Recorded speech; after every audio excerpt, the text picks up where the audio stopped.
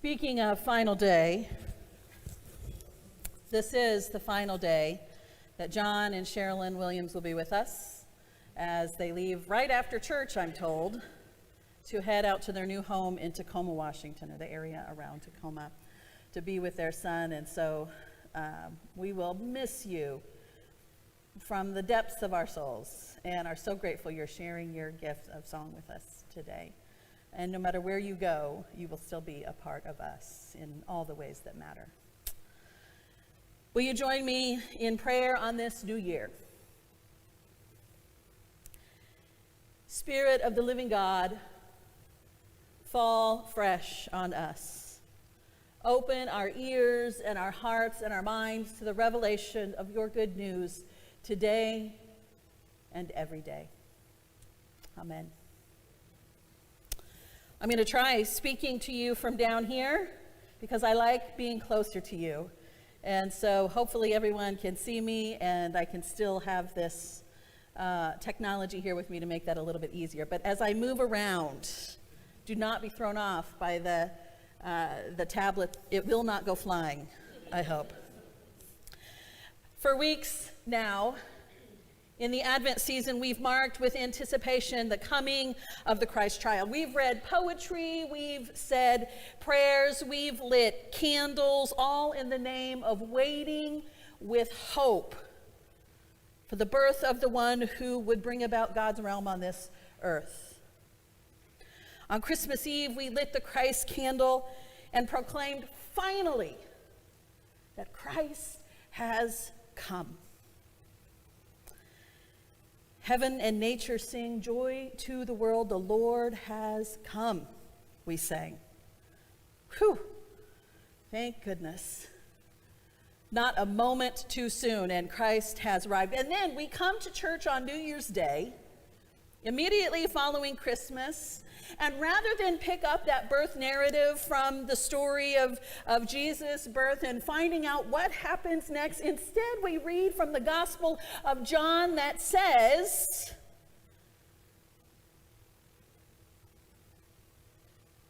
the arrival of Christ into this world happened a long time before a baby boy was born and placed in a manger. There were no shepherds, there's no Joseph, there's no manger, there are no singing angels.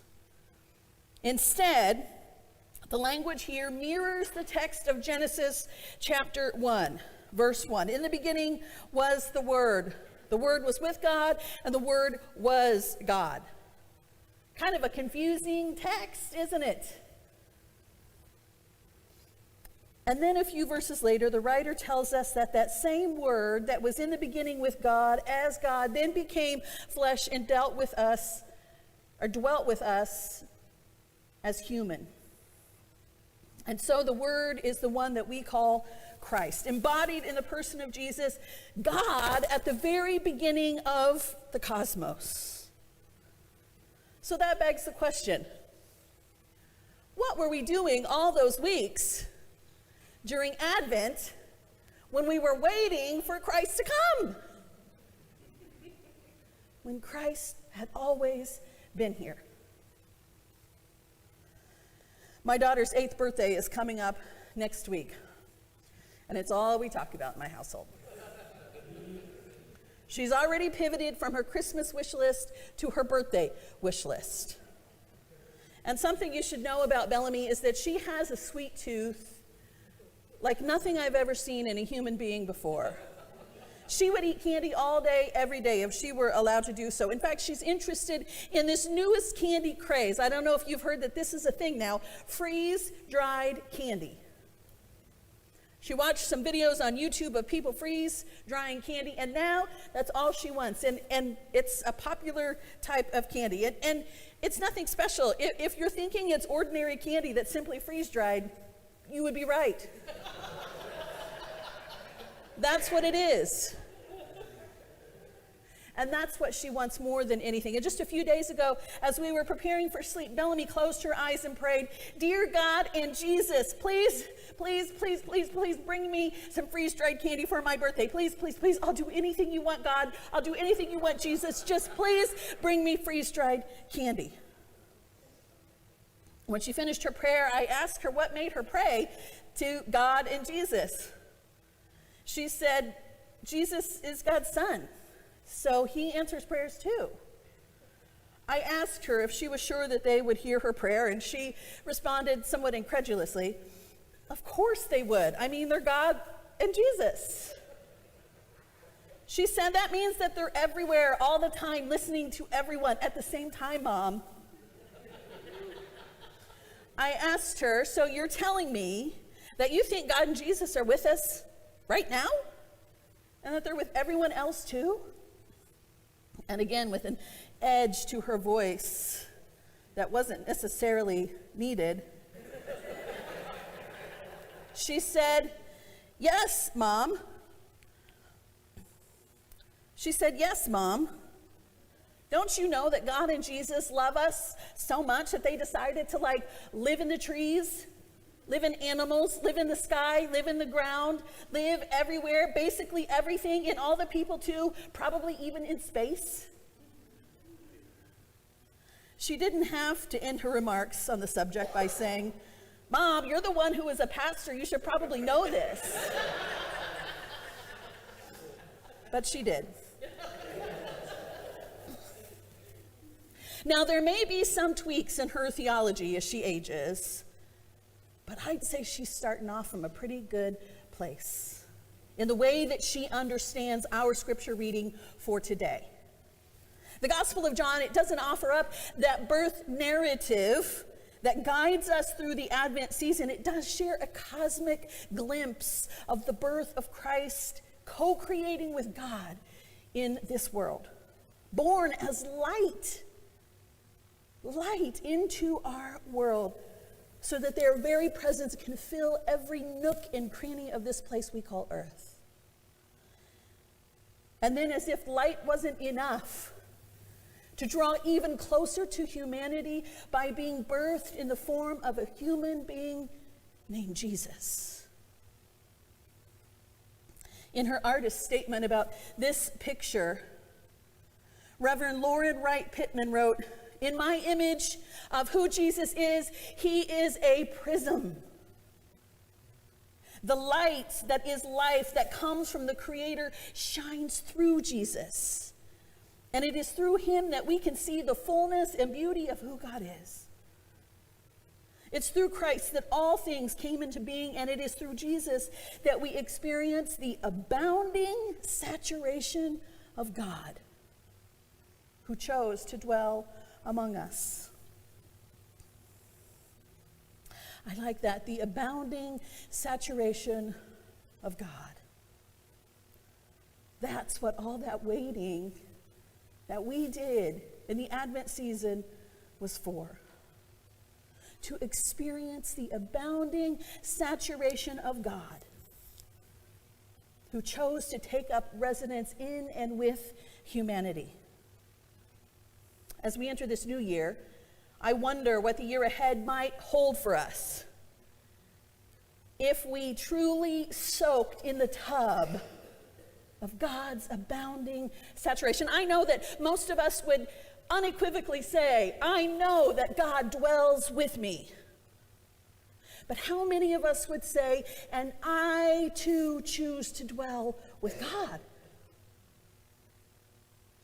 It is a choice that we must make,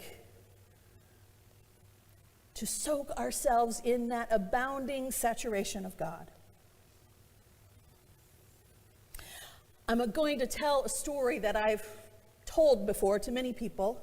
So if you've heard it, I hope that you will sit with it for a moment, because I'm going to tell it from a different perspective. When I was 17 years old, I graduated high school a semester early, finishing in December. And not because I was so smart, but because I just really wanted to get out of my school. And because of the change in my schedule, I was no longer getting up early in the mornings and going to school, so I was able to take the night shift at my job, Wendy's. I worked the drive-thru at Wendy's for many years when I was in high school. And when I graduated high school, I could stay late. The restaurant closed somewhere around 11 p.m. And then the closing crew would spend a couple of hours cleaning the restaurant, getting it all ready for the next day. It was my first time in my real life that I had any kind of real, meaningful relationships and connections to people outside of my Baptist bubble. And they constantly asked me questions about my experience growing up in the church that was literally across the street from the Wendy's. But it seemed like you needed a passport to get there. I remember being so intimidated by my peers who went to public school and slept in on Sundays. Over time, I developed some really good friendships with a handful of my coworkers who were mostly college-age kids who went to school at IU. After closing the store, as the weather warmed up, we began spending our nights around midnight or 1 a.m. sitting out in the parking lot of the Wendy's, just talking, hanging out together by the cars of the kids who drove. And then one night, as we were sitting around talking, we started talking about the subject of Ouija boards. You familiar with what Ouija boards are? Ouija boards are this game. Well, most of us know what Ouija boards are. I don't think I need to explain it.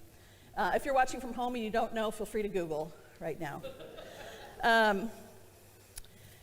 We started talking about Ouija boards, and the kids that I was working with, I told them what I had been taught about Ouija boards, that they were tools of wickedness and evil, and that I would never touch one.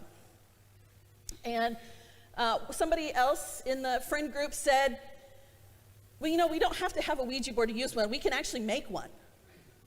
And so my friend Ryan jumped in the cardboard recycling bin there at the Wendy's, pulled out a big piece of cardboard, and Jimmy grabbed a marker from his car, and they set to work making a little Ouija board to play. And night after night, week after week, every night we would sit outside that Wendy's, and they would play the Ouija board. And I would watch as the piece slowly moved around the board, spelling out answers to different questions. But I would never touch the Ouija board. I had been trained not to do so. But after so many weeks, curiosity got the best of me. And so I said on this one particular warm summer night, I said, you know what, guys? Let me have a chance. And my friends were shocked. But they said, okay, fine. So I sat down on one side of this little cardboard made from trash Ouija board, and Ryan sat on the other side, and we both placed our hands on the little cardboard piece, and as soon as my hand touched the piece, it slid off the board. I looked at Ryan and I said, ha ha ha, very funny. And he said, I didn't do that. I said, come on, let's do this for real. So we picked up the piece, we put it back on the board. As soon as my hand touched that piece again, it slid off the board onto the sidewalk. I was furious at Ryan. And I got up and I said something like, if you don't want me to play, then just say so. And I walked away. And my friend Jimmy sat down in my place and said, that's really weird. And he and Ryan put their hands on the piece, and as soon as they both touched it, it started to move in place. And my friend Jimmy asked the question, will you speak to my friend Melody? And the piece moved to no. And I said, guys, you're being real jerks right now. I don't want to play anymore anyway, so fine, forget it. And my friend Jimmy asked the question, why not? Why do you not want to speak with her? And the piece slowly moved around the board and spelled out GODISWITHHER.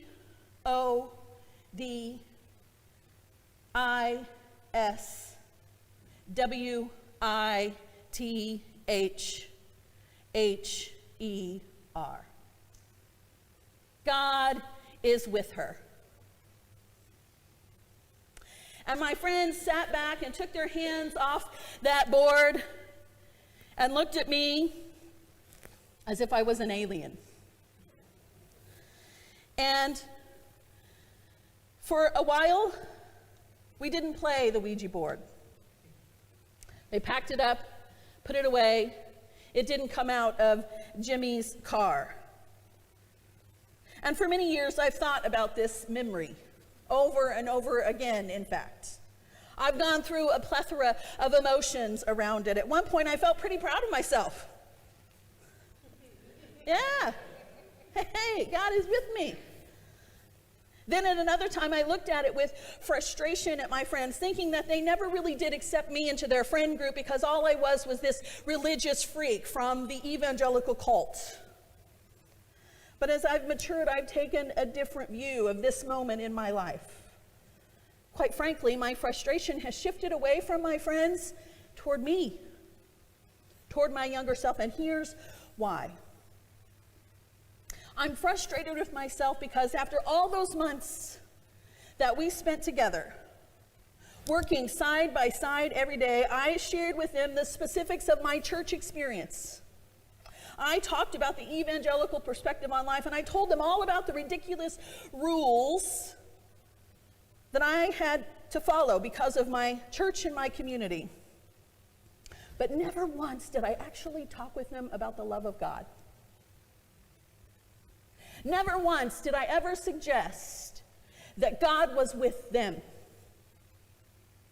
and not just me. I had claimed God as if I was part of some private, secretive religious group, a club that only a handful of people could join.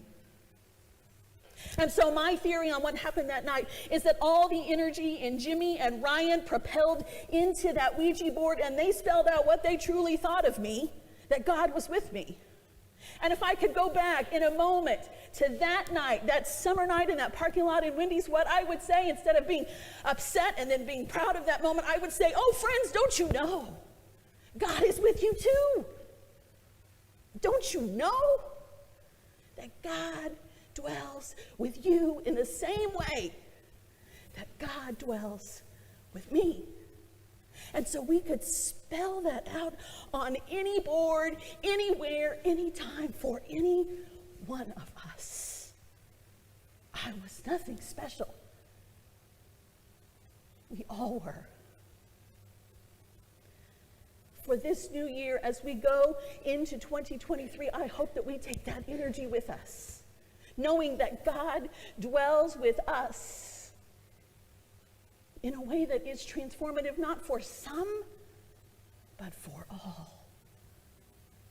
Imagine the world we would live in if we soaked in the saturation of God that is made available through the prism of light that is Jesus the Christ, come to this earth to transform it.